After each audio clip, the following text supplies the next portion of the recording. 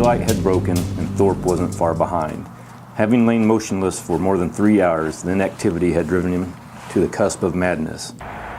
Gary, you have been a Broken Arrow resident for quite some time, and you have just now released the sequel to Cold Blue, Sins of Our Fathers. Unsure if others still prowled those woods, or if Fub lay dead, injured, or was just plain possum, Thorpe had made a promise to remain stationary for 4 hours.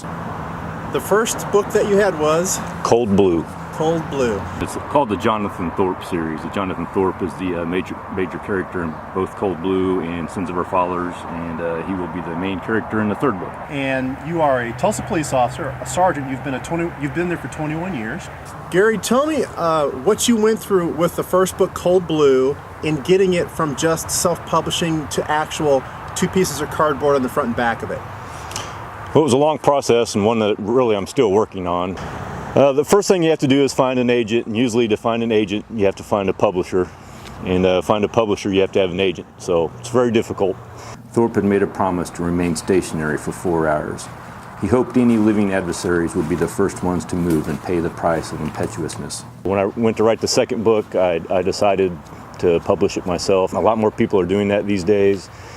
It's fairly simple to do. You get to keep a lot more of the proceeds for yourself, and you know, if a major publisher comes along, I'd still jump at the chance at this moment. Having made his 4-hour goal, Thorpe slowly rose from the forest floor to one knee. Prickling sensations swam over his body as blood rushed back into oxygen-starved muscles.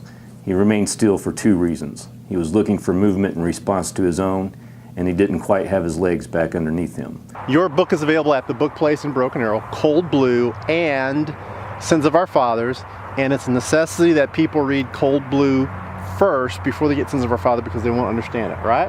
That is correct. Okay.